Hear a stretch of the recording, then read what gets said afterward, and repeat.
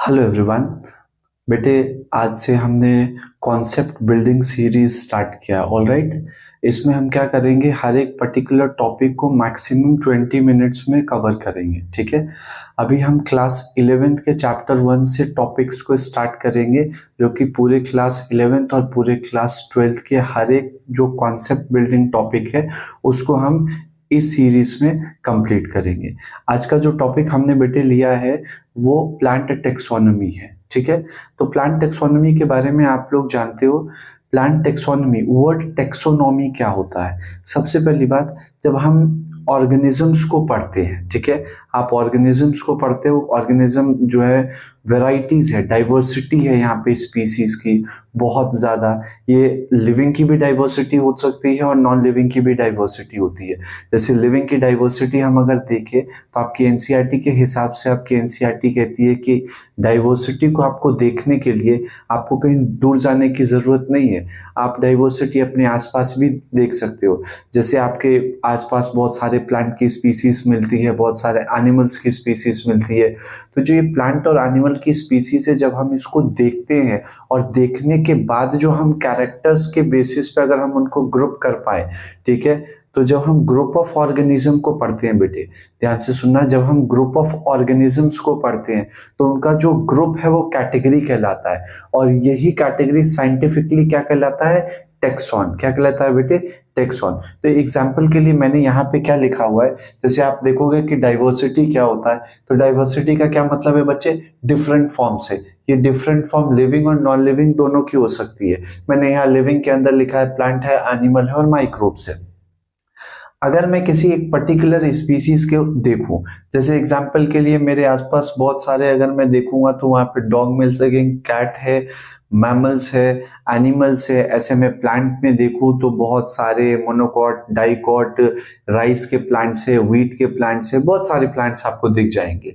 तो जब भी हम किसी ग्रुप ऑफ ऑर्गेनिज्म को पढ़ते हैं, when we study any group of organism, और उसके ग्रुप को क्या कहते हैं बेटे?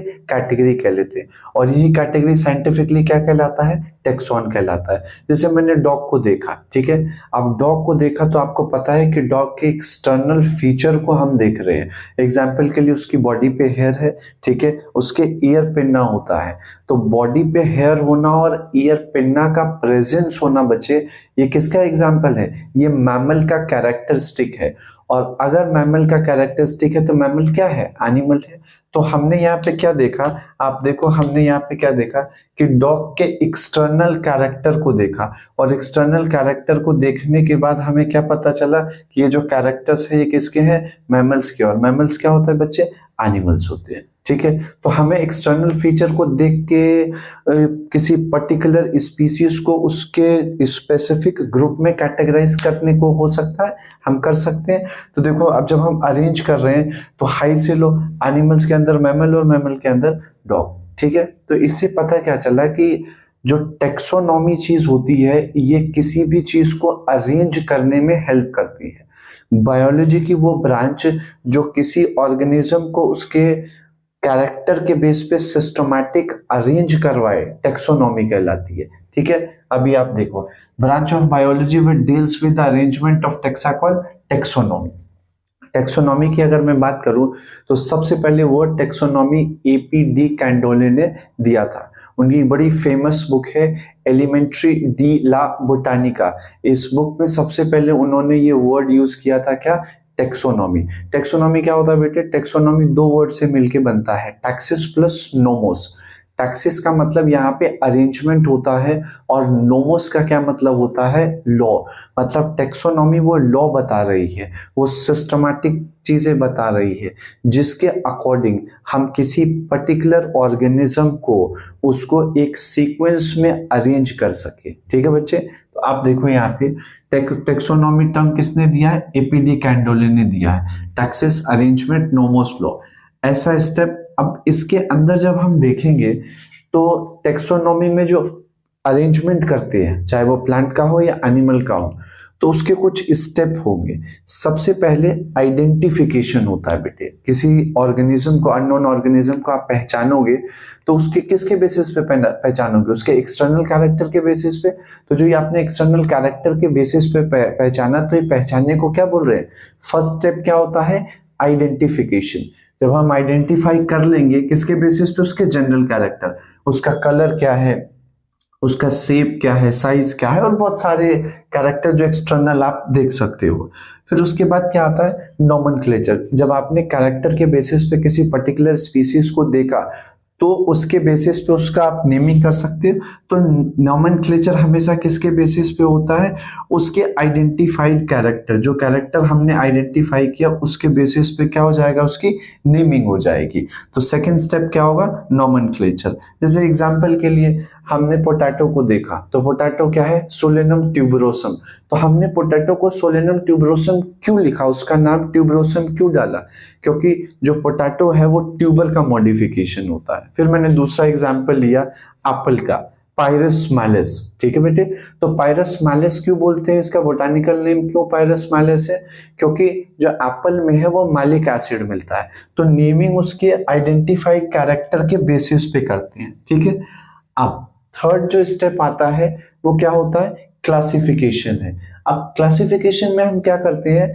ऐसे ऑर्गेनिज्म कोई ग्रुप्स को बनाएंगे, ऐसे ऑर्गेनिज्म के ग्रुप्स को बनाएंगे जो सिमिलर कैरेक्टर रखते हो। मतलब जो सिमिलर कैरेक्टर के ऑर्गेनिज्म है उनकी ग्रुपिंग करेंगे, उसको क्या कहते हैं? क्लासिफिकेशन होता है। और एफिनिटीज क्या होता है? जब भी हम किसी दो ऑर्गेनिज्म को उसके इंटर रिलेशनशिप में कंपेयर करें क्लासिफिकेशन के टाइम, उसको क्या बोलते हैं? एफिनिटीज बोलते हैं। Inter relationship of organism by comparing two organism during classification. और क्लासिफिकेशन के टाइम जब हम दो ऑर्गेनिज्म को क्या करते हैं?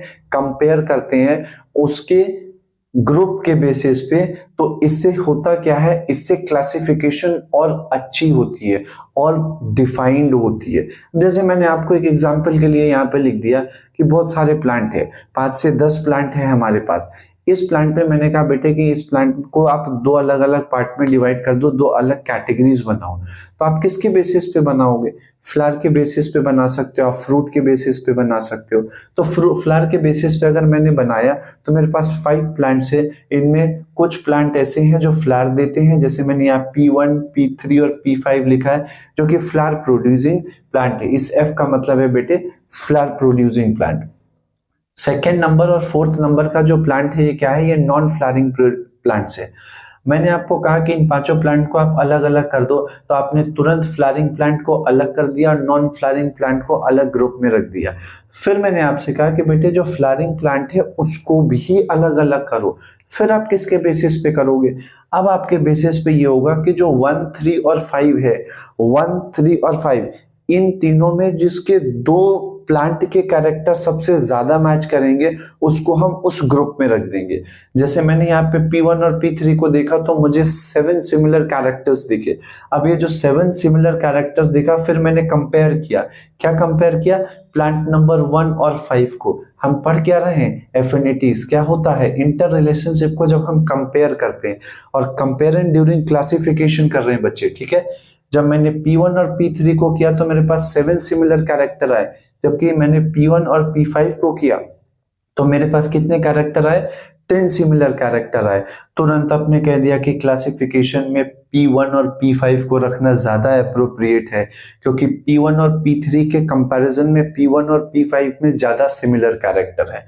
तो एफिनिटीज हमेशा क्या होता है?